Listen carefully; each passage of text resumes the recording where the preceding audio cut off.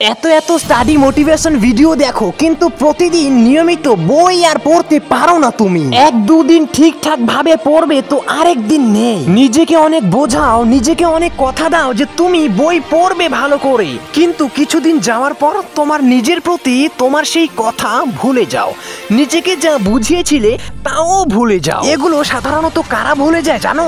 যাদের জীবনে নির্দিষ্ট কোনো লক্ষ্য স্থির থাকে না, যারা এক নৌকায় সঠিকভাবে না থেকে দুই নৌকায় দু পা দিয়ে চলতে চায়, কিন্তু তারা এটা ভুলে যায় যে দুই নৌকা যখন দু সাইডে চলে যাবে তখন তাকে জলেই পড়তে হবে। আশা করি আমার এই কথাটি তুমি বুঝতে পেরেছো। দেখো, তুমি বই পড়ার কথা তো ভুলে যাও, কিন্তু খাবার কথা তো ভুলো না। প্রতিদিন পেট ভরে খাবারটুকু তো খাও। ঠিক একইভাবে প্রতিদিন তোমায় বই তো পড়তে হবে, এই কথাটি তো মনে রাখতে হবে তোমায়। প্রতিদিন নিয়মিত খাওয়া দাওয়া করাটা যেমন তোমার শরীরের পক্ষে অত্যন্ত প্রয়োজনীয়, ঠিক একইভাবে প্রতিদিন নিয়মিত বই পড়াটাও তোমার ভবিষ্যতের জন্য অত্যন্ত প্রয়োজনীয়।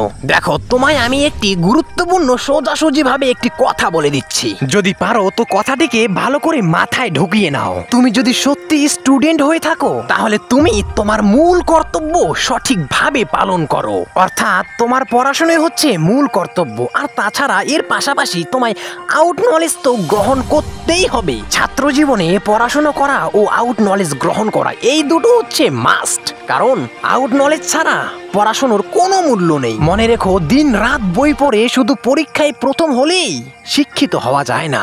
দু একটা বইয়ের পাতা পড়ে যেখানে সেখানে ইংরেজি মারলেই শিক্ষিত হওয়া যায় না। তোমায় বই পড়ে বইয়ের থেকে শিক্ষা গ্রহণ করার পাশাপাশি তোমায় বাইরের শিক্ষাও অর্জন করতে হবে। কি বলেছি তা বুঝতে পেরেছো তো? আর যদি না বুঝতে পারো তাহলে নিচে কমেন্ট বক্সে লিখে জানাও। আর হ্যাঁ, যদি বই পড়তেই হয় তাহলে বই পড়ার মতো পড়ো।